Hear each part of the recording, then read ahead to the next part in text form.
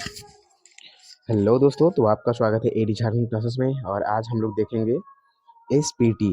ठीक है, एकदम शॉर्ट ट्रिक में हम लोग याद करें, टोटली एसपीटी को देखेंगे। फिर इसी प्रकार से सीएनटी को देखेंगे। ठीक है, तो बहुत ही बेहतरीन अच्छे क्लास चल रहे हैं on ED classes app. So join the test और कोर्स। ये कोर्स अवेलेबल है झारखंड जीके का जेपीएससी के लिए, या फिर आप टोटली ऑलराउंड ले सकते हैं ना। तो चलिए हम लोग क्लास को स्टार्ट करते हैं कि संथाल परगना एक्ट्स के बारे में पूरा विस्तृत ढंग से पढ़ते हैं। ठीक है, तो एसपीटी पढ़ने से पहले कुछ एसपीटी के बारे में, जो संथाल परगना भूधारक अधिनियम कहते हैं, या फिर अनुपूरक उपबंध नियम भी कहते हैं 1949, या फिर संथाल परगना टेनेसी एक्ट भी कहा जाता है इन इंग्लिश। तो संथाल परगना के बारे में सबसे पहले जान लें कि संथाल परगना जिले का जो निर्माण हुआ था 1856 ईस्वी में हुआ था।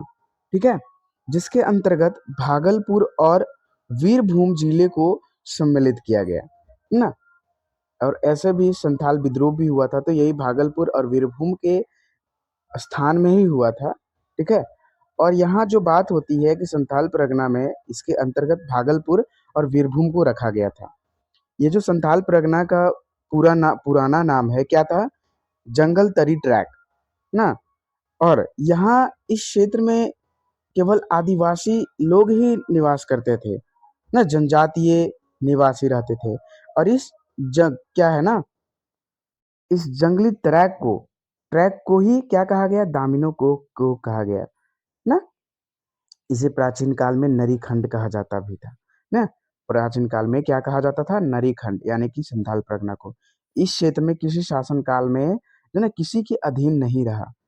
ठीक है, ये क्षेत्र है संथाल परगना, किसी के शासन में नहीं रहा। इस क्षेत्र के मूल निवासी पहाड़िया थे ना। मूल निवासी कौन थे? पहाड़िया थे। और इस क्षेत्र की विशेषता यह है कि इसके अंतर्गत आने वाली जागीर या जमींदारों को राजस्व पंजी में तौजी नंबर से दर्शाया जाता था ना। जो पंजी था, रजिस्टर था, राजस्व पंजी या फिर ना, उसमें तौजी नंबर से दर्शाया जाता था जागीर या फिर जमींदार को। जागीर को ही जमींदार कहा जाता है। नेक्स्ट, तौजी जो है ना, तौजियों को जागीरदार या जमींदार भूमि राजस्व के लगान एवं शेष का भुगतान संबंधी जिलाधीश को किया करते थे। कहने का अर्थ है कि अगर कोई राजस्व लगान भुगतान करना हो या भुगतान संबंधी कोई भी कार्य करना हो, तो जिलाधीश के पास वो जाते थे। ठीक है, नेक्स्ट, जमींदारी उन्मूलन के पश्चात यह प्रथा समाप्त कर दी गई। तो जब जमींदारी उन्मूलन हुआ, तब ये जो प्रथा है ना, सारा ये सब समाप्त कर दिया गया। इस क्षेत्र में फिर क्या हो गया? 1872 में पहला रैयती कानून संथाल सेटलमेंट रेगुलेशन एक्ट आया। ठीक है, जब प्रथा समाप्त कर दी गई, तो उसके बाद क्या आया 1872 में? रैयती ना, पहला रैयती कानून कहा जाता है इसको, जिसका नाम था Santhal Pargana settlement regulation act, जो कि 1872 में पारित किया गया था। ये चलते हैं। और संथाल परगना क्षेत्र में यह पहला काश्तकारी कानून था। ठीक है, यानी कि रैयती कानून था। काश्तकारी दैट्स मीन एक इसका क्या है? रैयती कानून। ठीक है, इसी कानून से संथाल परगना में काश्तकारी की अवधारणा विकसित होती गई। मिस्टर गैंजर की बंदोबस्त रिपोर्ट देखने के बाद तत्कालीन बिहार सरकार ने संथाल परगना इंक्वायरी कमेटी 1937 का गठन किया। ठीक है, 1937 का गठन किया। इसी कमेटी के सिफारिश के आधार पर, ठीक है, इसी कमेटी के सिफारिश के आधार पर ही संथाल परगना काश्तकारी अधिनियम 1949 का जो है यह निर्माण किया गया। और इस अधिनियम में कुल 8 अध्याय है और 72 धाराएं हैं। तो दोस्तों, यहाँ आज हम लोग पढ़ेंगे 72 धाराओं को, एकदम ट्रिक वाइज पढ़ेंगे। ठीक है, ट्रिक वाइज एक भी आप भूलेंगे नहीं। ठीक है, 72 धारा है ना, 8 अध्याय है। 8 अध्याय में कौन कौन सी अध्याय है, ये सारी चीज हम लोग जानेंगे। चलिए देखते हैं कि 8 अध्याय में कौन कौन सी चीज है, क्या है। तो अभी हम लोग पढ़ेंगे ये कि 8 अध्याय में 72 धाराएं, कौन कौन सी धाराएं हैं और एक अध्याय में कितनी धाराएं हैं। ठीक है, तो सारे अभी हम लोग देखने वाले हैं। जैसे अध्याय 1 में आपको संक्षिप्त नाम, प्रारंभ विस्तार कैसे हुआ, किस प्रकार से हुआ, तो आपको इसका डिटेल्स मिलने वाला है। ठीक है। अध्याय 2 में ग्राम प्रधान एवं मूल रैयत के बारे में, जो धारा 5 से 11 तक है। ठीक है, जिसमें ग्राम प्रधान की नियुक्ति वगैरह वगैरह सारी चीज़ आपको देखने को मिलेंगे। तो ये हम लोग जानेंगे कि अध्याय 2 में क्या है, ग्राम प्रधान और उसकी नियुक्ति होती है कैसे, किस प्रकार होती है। ठीक है, तो उसके बारे में हम लोग जानेंगे, जो कि धारा 5 से 11 तक है। नेक्स्ट चलते हैं आपके अध्याय 3 में। तो अध्याय 3 में हम लोग को क्या पढ़ना है, रैयत के बारे में पढ़ना है। ठीक है, टोटली। और क्वेश्चन भी पूछ दिया जाता है कि रैयत जो है, रैयत धारा कौन से यानी कि अध्याय कौन से में पढ़ने हैं, ये प्रश्न भी पूछ देता है। ठीक है, बंजर भूमि एवं खाली जोतों की बंदोबस्ती जो है किस अध्याय से संबंधित है, इस प्रकार से भी डायरेक्टली प्रश्न पूछ देता है। तो ये जो है रैयत है, जो आपके अध्याय 3 में है, धारा जो कि 12 से 26 तक इसमें आपको पढ़ने हैं। ठीक है, और इसमें देखिए अध्याय 4 में बंजर भूमि एवं खाली जोतों की बंदोबस्ती से रिलेटेड सारे नियम अधिनियम जो है ये इसमें है, अध्याय 4 में है, जो कि धारा 27 से 42 तक है। नेक्स्ट चलिए अध्याय 5 में, जो लगान से रिलेटेड है। ठीक है, और लगान जो ना कि लगान किसको देना है, किस चीज का किसको लगान देना है, सारे इसमें हम लोग जानेंगे। ठीक है, जैसे धारा है और लगान में ये धारा पढ़ने हैं हम लोग को 43 से 52 तक। चलिए नेक्स्ट, आपको अध्याय 6 में क्या पढ़ने हैं, प्रयोजनों की। देखिए, भूस्वामी द्वारा भूमि का अर्जन। ठीक है, भूस्वामी द्वारा भूमि का अर्जन, न्यायिक प्रक्रिया क्या होते हैं। तो न्यायिक प्रक्रिया में हम लोग को धारा 54 से 63 तक पढ़ने हैं। और यही जो भूस्वामी का जो है, मतलब भूस्वामी मतलब मालिक, जो भूमि का मालिक है, भू अर्जन का धारा, इसमें ये 53 धारा यानी कि धारा 53 पढ़ने हैं। ठीक है, अध्याय अध्याय 7 में परिसीमा है, परिसीमा, परिसीमा के बारे में, कहां से कितना तक क्या है, ये धारा 64 से 66 तक पढ़ेंगे। ठीक है, चलिए अध्याय 8 में तो विविध प्रावधान है, धारा 67 से 72 तक पढ़ेंगे। जैसे कि विविध दंड का प्रावधान किस प्रकार है क्या नहीं है ना, तो सारे चीज अभी हम लोग देखेंगे। चलिए हम लोग ट्रिक की ओर चलते हैं। ये तो आप लोग जान गए कि धारा जो है अध्याय 1 में कितने से कितने तक धारा आते हैं, ये तो आपको पता चल गया कि अध्याय जो है आपके 1 में धारा 1 से लेकर कितने 4 तक आते हैं। तो चलिए, जो अध्याय 1 का धारा 1 में क्या कहता है, नाम एवं प्रारंभिक विस्तार की जो संथाल परगना है, 6 इसमें नाम है। ठीक है, 6 जिला है। ठीक है, जैसे हो गया दुमका, देवघर, गोड्डा, साहेबगंज, पाकुड़ ना, इस प्रकार से ये 6 है। तो उसका विस्तार किस प्रकार से वो चीज हम लोग पढ़ेंगे। और देखिए आपका अध्याय 2 में ना, अध्याय धारा 2 में क्या पढ़ने हैं, धारा 2 में देखिए राज्य सरकार, ये आपको नियम ही बता दे रहे हैं। राज्य सरकार का विस्तार, ये जो ना स्थानीय विस्तार हुआ है धारा 2 के तहत। धारा 3 में क्या है कि देखिए चतुर्थ स्तंभ या रद्द यानी कि चतुर्थ स्तंभ में निर्दिष्ट सीमा।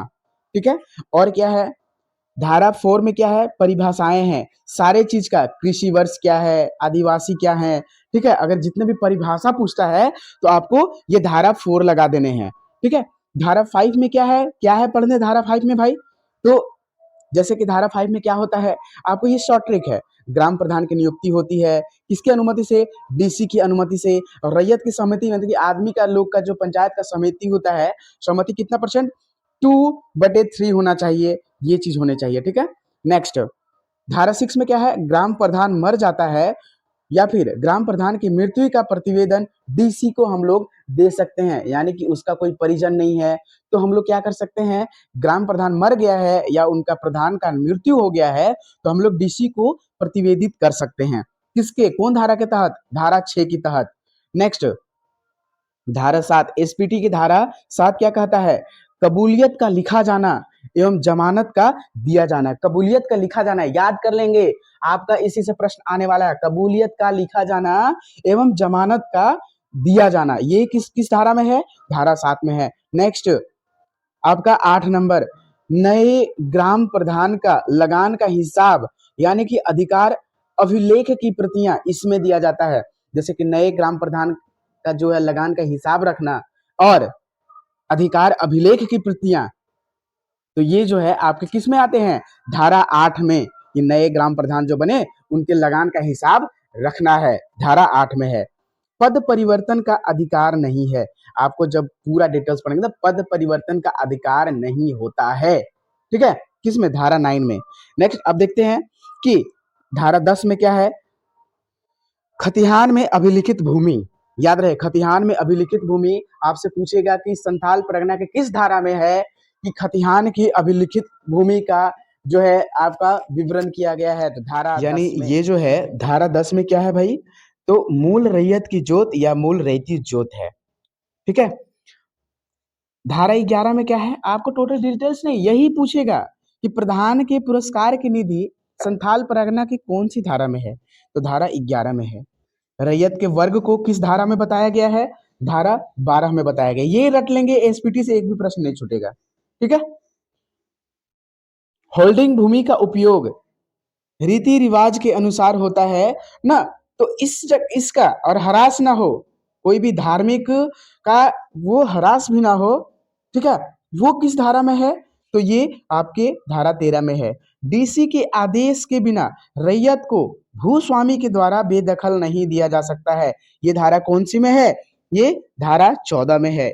ईंट और खपड़ा बनाना, ईंट और खपड़ा बनाना किसमें है, संथाल परगना में अगर ईंट और खपड़ा बनाना चाहते हैं तो धारा 15 में है, आपको ये आदेश लेना होगा, ठीक है। ईंट और खपड़ा बनाने के लिए जो है किस धारा में है, आपको धारा 15 में है। 16, अपने जोतों में बांध मछली पालन, अगर इस प्रकार की खेती करना है तो आप है इस धारा, किस धारा में इसका विवरण है, तो आप जैसे कि मछली पालन कर सकते हैं, बांध का निर्माण कर सकते हैं, तो धारा 16 में है। वृक्ष लगाना या फिर काटना, वृक्ष को काटना अनुमंडल अधिकारी के आदेश से ही आप काट सकते हैं। देन ये कौन सी धारा में है, धारा 17 में है। भवन निर्माण कच्चा हो या पक्का हो, धारा 18 में इसका विवरण किया गया है। नेक्स्ट, जोत का विभाजन और वितरण किसमें किया गया है, आपके धारा 19 में किया गया है। धारा 20 में जो है क्या है, अपने जोतों का हस्तांतरण, ठीक है, दूसरे व्यक्ति को कर सकता है। अपने जोत जो होता है ना, अपना जो खेत होता है, रैयत होता है, वो हस्तांतरण दूसरे व्यक्ति को कर सकता है, कौन सी धारा के तहत, तो धारा 20 के तहत। एसटी का भूमि का चौथा अंश भूगुत बंद के रूप में घोषित कर दिया, ये कौन सी धारा में किया गया है, तो धारा 21 में किया गया है। नेक्स्ट चलते हैं, देखते हैं धारा 22 में क्या है, रैयत भूमि का बदलान, यानी कि खेत का अदला बदला। आपसे पूछा जाएगा कि संथाल परगना की कौन सी धारा में ये बताया गया है कि खेत का हम अदला बदला कर सकते हैं, किसके अनुसार, डीसी के अनुसार, ठीक है, तो ये धारा 22 में है। कौन सी धारा, तो ये धारा जो है 22 में है।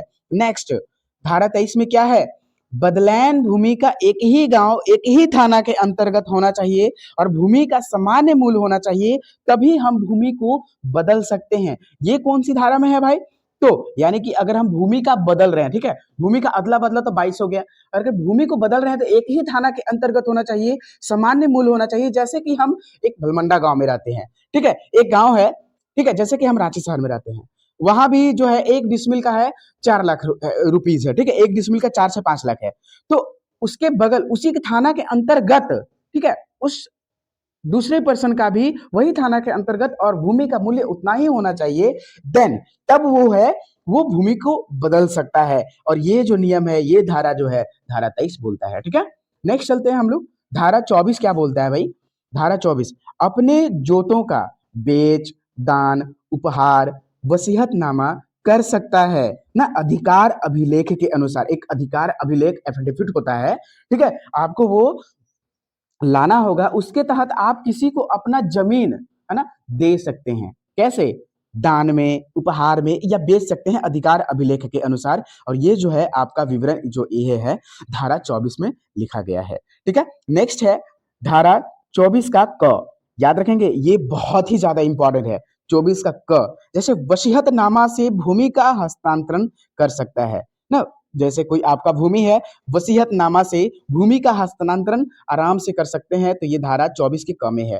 धारा 25 में क्या है भाई, तो जोत का विक्रय या दान करता हो या फिर निबंध का शुल्क ना, निबंध शुल्क भुगतान करना, ये जो है किसमें है, धारा 25 में है। निबंध का परिणाम किसमें आता है, कौन सी धारा में, धारा 26 में निबंधन का परिणाम आता है। निबंधन का परिणाम किसमें आता है, धारा 26 में। या फिर हम जोत का जो है विक्रय या दान कर सकते हो, तो जोत का अगर विक्रय दान हो तो निबंधन शुल्क भुगतान कर सकते हैं। कोई भी जोत अपना रैयत हो, अगर हम उसको बेच रहे हैं या दान कर रहे हैं तो उसका शुल्क भुगतान करना हो, तो ये धारा भुगतान करने के लिए ये धारा कौन सी में है, तो धारा 25 में है।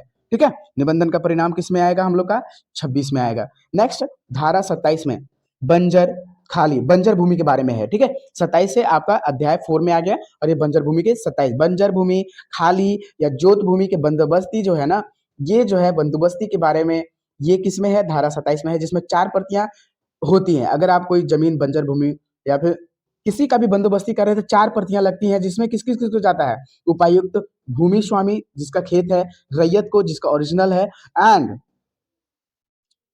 ग्राम प्रधान को। ठीक है, 28 धारा बंदोबस्ती भूमि का सिद्धांत किसमें दिया गया है, बंदोबस्त भूमि का सिद्धांत के बारे में कौन सी धारा में बताया गया है ना, संथाल प्रगण टेनेसी एक्ट जो है किसमें बताया गया है, ये आपका धारा 24 में बताया गया है, 28 में, है ना। बंजर भूमि का बंदोबस्त नहीं हो सके डीसी आदेश के बिना, कहने का मतलब है कि जो बंजर भूमि का बंदोबस्त नहीं कर सकते हैं विदाउट डीसी आदेश के। ठीक है, ये धारा किस में बताया गया है, तो धारा 29 में बताया गया है। नेक्स्ट चलते हैं, धारा 30 में क्या है, बंजर भूमि या खाली जोत का उपविभाजन नहीं होगा डीसी के आदेश के बिना, यानी कि बंजर भूमि या खाली भूमि जो है ना, उसका उपविभाजन कभी नहीं हो सकता डीसी के आदेश के बिना। नेक्स्ट चलते हैं, आपके संयुक्त रूप से बंदोबस्ती नहीं की गई हो तो डीसी बंदोबस्त को रद्द कर सकती है।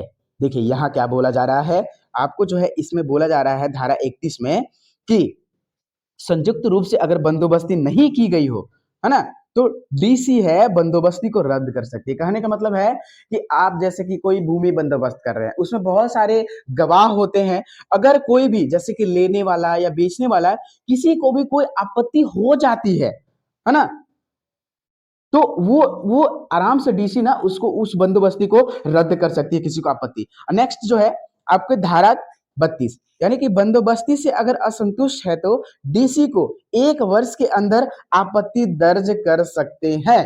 ये कौन सी धारा में है, धारा 32 में है। कहने का अर्थ ये है कि अगर जैसे कि हम किसी को जमीन बेच रहे हैं, ठीक है, हम किसी को जमीन बेच रहे हैं, अगर अगला आदमी या मुझे आपत्ति है कि नहीं इन्होंने जमीन खरीदने में या फिर बेचने में कोई गलतियां की है, आप असंतुष्ट हैं, तो आप 1 वर्ष के अंदर आपत्ति दर्ज कर सकते हैं डीसी ऑफिस में। ठीक है, ये धारा कौन सी धारा में लिखा हुआ है इस बात को, तो ये धारा 32 में लिखा हुआ है।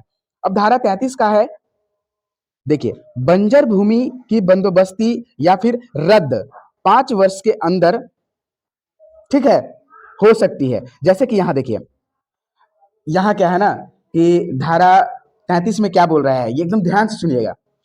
जो बंजर भूमि की बंदोबस्ती रद्द की जा सकती है, कब की जा सकती है, जब 5 वर्ष, जैसे कि हम बंदोबस्त किए, अब 5 वर्ष के अंदर हम अगर 5 वर्ष तक हम उसमें कोई खेती नहीं किए, मतलब कि आबाद नहीं की गई हो, कोई खेती ना कुछ नहीं, तो वो सरकार को ऑटोमेटिकली हो जाता है। ये कब होता है, यानी कि बंजर भूमि की बंदोबस्ती या रद्द खुद हो जाती है, किसमें, धारा 33 में। धारा 34 में क्या होती है भाई, तो देखिए बंजर भूमि को जाहिर थाना, शमशान, कब्रिस्तान बन सकते हैं। कहने का मतलब जितने जैसे कि शमशान घाट होते हैं, है ना, और कब्रिस्तान बनता है, वो कौन से, जाहिर थाना, जाहिर थाना कहने का मतलब जहां शव को दफनाया जाता है। ठीक है, तो ये जो है ना उपायुक्त डीसी के आदेश के अनुसार, ठीक है, गांव के बंजर भूमि को ही बनाया जाता है। जैसे मड़वा हो गया, मड़वा जो ये झारखंड में है ना, मड़वा अगर आप करते हैं तो मड़वा जहां होता है ना, वो मिट्टी काटा जाता है, मटकोड़न होता है उस टाइम। ठीक है, मटकोड़न भी वो बंजर भूमि में ही बनाया जाता है। ठीक है, जैसे कि जाहिर थान और कब्रिस्तान, शमशान, इस प्रकार से वो बन सकता है। नेक्स्ट धारा 35 में क्या है, बांध, आहर, पोखरा बंदोबस्त नहीं होगा डीसी के आदेश के बिना। जैसे कोई आप बांध बना रहे हैं, पोखरा बना रहे हैं, बंदोबस्त उसका नहीं हो सकता है डीसी के आदेश के बिना। नेक्स्ट, शिविर स्थलों, सीमा चिन्हों, रास्तों, पूजा स्थलों का बंदोबस्त नहीं होता है, और ये कौन सी धारा में है, ना, जैसे कोई शिविर स्थल हो गया ना जो सरकारी है, ना कोई सीमा चिन्ह है, रास्ता है, पूजा स्थल है, शमशान घाट, कब्रिस्तान, पहाड़, ये सब बंदोबस्त नहीं हो सकता। और जो भी आपको ऐसा बोलता है वो झूठ बोल रहा है, ठीक है, बरगला रहा है, तो उसे आप एकदम करारा जवाब दे सकते हैं कि ऐसा जो स्थान है ना कभी बंदोबस्त नहीं हो सकता है, कितना भी कुछ हो जाए। ये धारा किसमें बताया गया है? धारा 36 में बताया गया है। धारा 37 में क्या बताया है कि रैयतों में मवेशी को चराने का अधिकार, रैयत में मवेशी को चराने का अधिकार किसमें है? तो धारा 37 में बताया गया है। और चराने के लिए बंदोबस्त ना, ये बंदोबस्त जो होता है चारागाह का आबाद नहीं है। कहने का मतलब चराने के लिए अधिकार वो है ना, वो नहीं है, ये चारागाह आबाद नहीं है कि वो नहीं चरा सकता है। ठीक है, अब देखिए धारा 39 में क्या है? अपने जोत में तालाब का उत्खनन करना इसमें है, तालाब में मछली मारने के संबंध में। तो ये किसमें बताया गया? तालाब में अगर मछली मार रहे हैं तो कौन सी धारा में बताया गया है? धारा 40 में। नेक्स्ट चलते हैं, धारा 41 में क्या है? पहाड़िया बंजर भूमि या गैर पहाड़िया को ना बंदोबस्त नहीं हो सकता है। नेक्स्ट 42 है, ये लगान से रिलेटेड है, धारा 5 आ गया। ठीक है, एसपीटी के उल्लंघन करने पर डीसी अपनी इच्छा पर बंदोबस्त से बेदखल कर सकता है। देखिए एसपीटी का उल्लंघन कर रहे हैं मतलब संथाल परगना टेनेसी एक्ट का हम उल्लंघन कर रहे हैं, तो उसके रीजन में ये क्या कर देगा? डीसी अपनी इच्छा पर बंदोबस्त से बेदखल कर देगा आपको। ठीक है, नेक्स्ट धारा 43, वस्तु के रूप में लगान वसूल नहीं किया जाएगा। ऐसे डायरेक्ट प्रश्न पूछ देता है कि वस्तु के रूप में लगान वसूल नहीं किया जाता है, संथाल परगना के यह किस धारा में बोला गया है? तो वस्तु के रूप में लगान, कहने का मतलब है कि हम लगान रुपया ही देंगे, वस्तु उसके बदले नहीं दे सकते हैं। ये धारा कौन सी में है? धारा 43 में है। नेक्स्ट धारा 43 का क, धारा 43 का क में क्या है कि लगान का भुगतान करने का समय निर्धारित होता है। जैसे कि क्या होता है समय निर्धारित? कृषि वर्ष जो तिमाही होता है अंतिम दिन तक कर सकते हैं, बंगला वर्ष में वैशाख के प्रथम दिन तक, और फसली साल में आश्विन का प्रथम दिन तक। ठीक है, दिन से आप जो है लगान भुगतान कर सकते हैं। और इसमें जो है आपका 43 का कम है, लगान भुगतान करने का समय बतलाया गया है। और वो समय कब है? देखिए कृषि वर्ष का तिमाही अंतिम दिन, बांग्ला वर्ष का वैशाख के प्रथम दिन, जो फसली साल होता है आश्विन के प्रथम दिन हम लगान भुगतान कर सकते हैं। 44 में क्या है? हस्तांतरण की सूचना का अभाव। अगर आप किसी को रैयत अपना हस्तांतरण कर रहे हैं और उसको सूचना का अभाव होता है, सूचना नहीं देते हैं, तो वो किस में जाता है? आपका धारा 44 में। डाक जो है ना मनी ऑर्डर द्वारा लगान भुगतान, डाक मनी द्वारा, ये प्रश्न बहुत बार पूछा जा चुका है जो कि धारा 45 में है। कहने का मतलब कि लगान का भुगतान किसके द्वारा कर रहे हैं? डाक मनी ऑर्डर के द्वारा कर रहे हैं। ये जो है ना कौन सी धारा में है? आपका धारा 45 में। धारा 46 क्या कहता है भाई? तो धारा 46 क्या कहता है? लगान का लेखा जोखा रखना, धारा 46 में। कोई भी लगान का लेखा जोखा कहने का मतलब उसका हर हिसाब रख रहे हैं, देन वो धारा 46 में जाएगा। नेक्स्ट है धारा 47 में क्या कहता है? लगान भरने पर रसीद मिलेगा और नहीं प्राप्त होने पर आप उपायुक्त को सूचित कर सकते हैं कि भाई हम लगान भुगतान किए लेकिन इन्होंने मुझे रिसिप्ट नहीं दिया। इसको आप कहां बोल सकते हैं? तो ये बोल सकते हैं आप धारा 47 में। समझ में आया? तो ये धारा 47 में है कि अगर आप लगान भुगतान कर रहे हैं तो आपको रसीद मिलेगा, है ना? नहीं मिलने पर आपको ये जो है डीसी को आप सूचना दे सकते हैं। नेक्स्ट धारा 48 क्या कहता है? रसीदों और लेखों के वितरण के प्रपत्र यानी कि राज्य सरकार तैयार करेगा। देखिए समझ में आया? यह धारा 48 क्या कह रहा है कि रसीद और लेखों का जो वितरण प्रपत्र है वह कौन तैयार करेगा? राज्य सरकार तैयार करेगा। ठीक है, यानी कि रसीद और लेखों का विवरण प्रपत्र कौन तैयार करता है? राज्य सरकार। अब यही चीज धारा 48 में बताया गया है। नेक्स्ट है धारा 49 में, जोत का कोई भी भाग बकाया लगान के साथ जोत का प्रथम प्रभार वाला ही व्यक्ति होता है। यह धारा किसमें बताया गया है? धारा 49 में बोला गया है। नेक्स्ट है लगान की कमी, है ना, ये किसमें बताया गया है? धारा 50 में। कोई भी लगान के विशिष्ट कलाओं में से जैसे लगान की कमी हो रहा है तो ये राज्य सरकार द्वारा ये माफ हो जाती है। ठीक है, जैसे कि लगान की कमी कब कब होती है?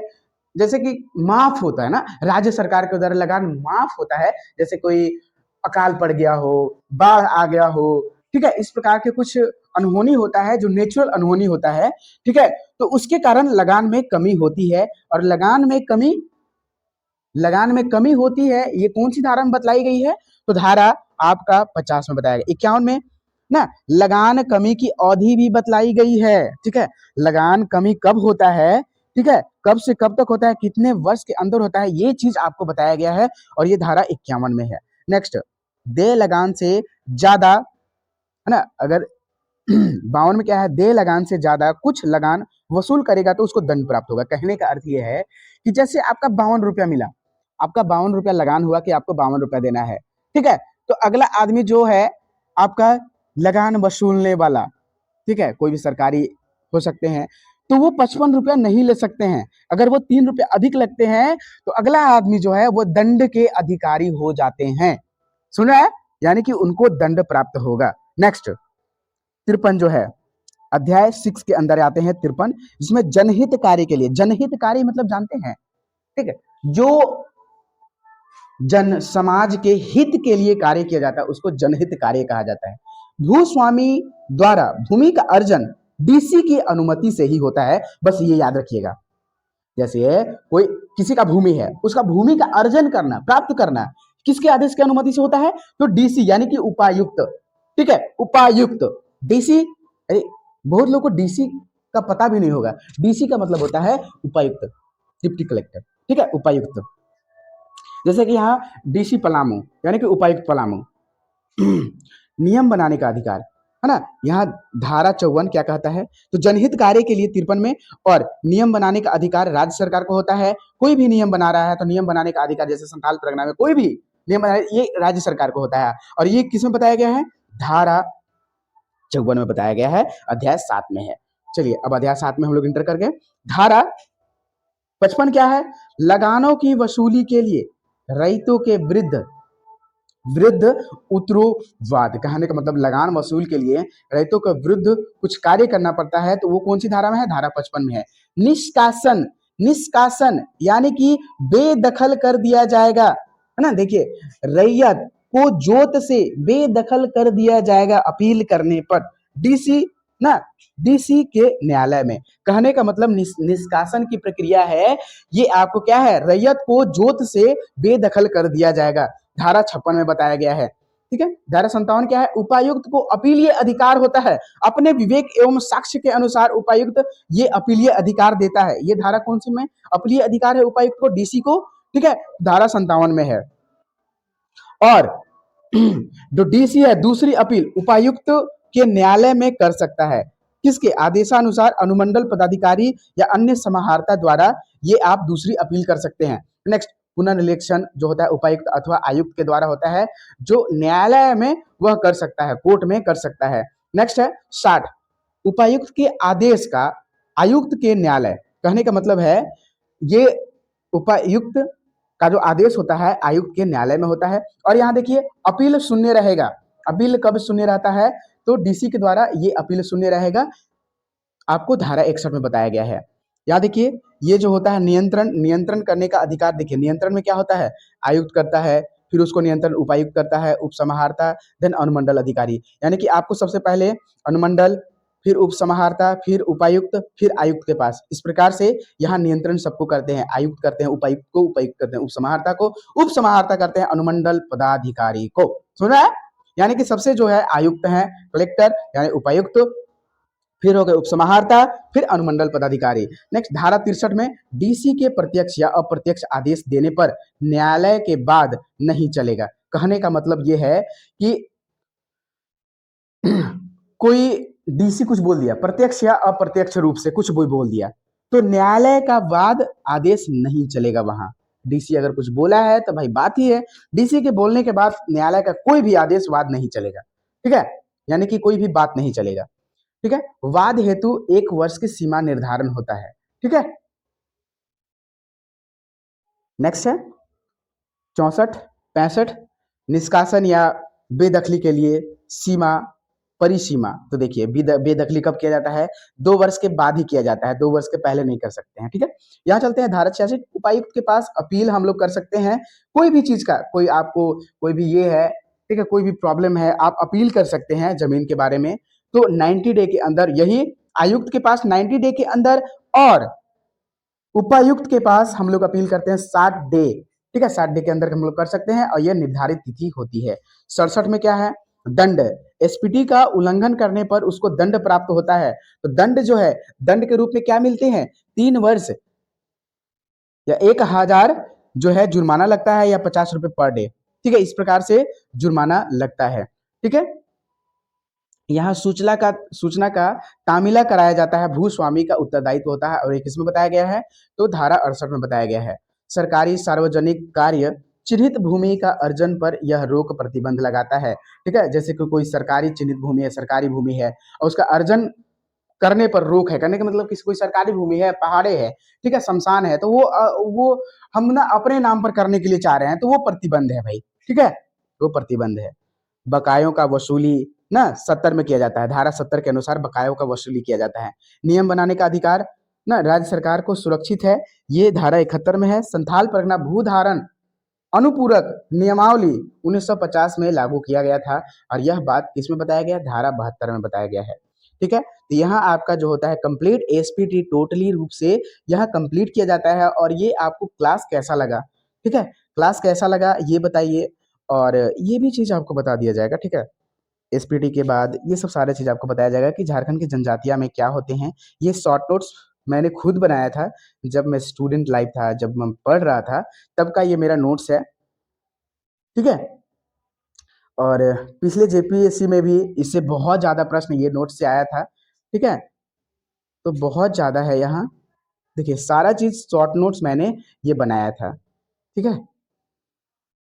बहुत होते हैं।